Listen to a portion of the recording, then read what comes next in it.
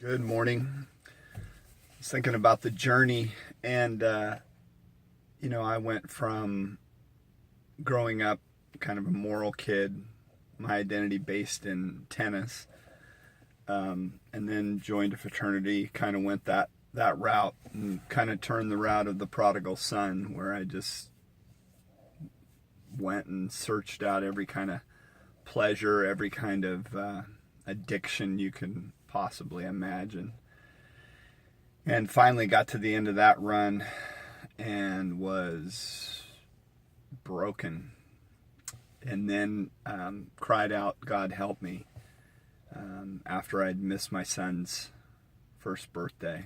Just was in a place of brokenness and cried out. And I experienced the grace and mercy of God. My eyes were open at that time. It says, come to me all who are weary and carry heavy burdens, and I will give you rest. I actually felt rest in that moment. But then the second part of that is yoke yourself to me, learn from me, understand what your identity is. And I never got to that point. So what happened is I went from the prodigal, and I turned into the elder brother. It's in Luke 15.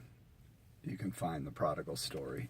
But the elder brother was, so I went to a place of trying to earn daddy's affection by what I did. So I got busy doing work and felt like, I'm doing all this good stuff for God. I deserve a good life. And, I got it all screwed up. See, and then what happened is bad things started happening in my life, and brokenness was there. And so I blamed God and turned back to what I knew, which was to numb myself from dealing with the feelings and all that stuff. But really what it's about a submission of our life and understanding the beauty of who God is, and understanding what our identity is his loved children, that he loves us. And when we can root ourselves in that place, we start experiencing the peace of God, because it's not about us anymore. So I went from prodigal to elder brother to free man. And the freedom, it is for freedom that Christ has set us free. Stand firm then, and do not commit again to a yoke of slavery. He's speaking into their lives because they were going back into bondage, religious bondage, but it's bondage nonetheless.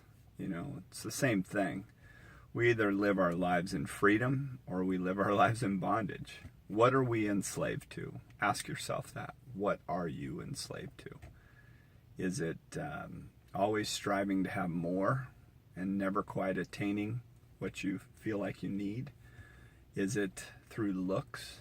Is it through religion? His desire for you is to understand what your identity is, understand how much you're loved by him, and then walk in that freedom and have that peace. Carry it wherever you go. Carry the love of God wherever you go. Now all of a sudden, you aren't so self-interested. You could always just love people right where they are. There's no comparisons. Comparison is used by the enemy. It's a tool. He wants us to stay in the place where we are, so we don't have compassion for others and we don't love others. The beauty of the gospel gets us to a place so that we can love God with all our heart and love our neighbor as ourselves. That's the beauty. I hope you experience that freedom and that peace and that shalom of God today. God bless y'all.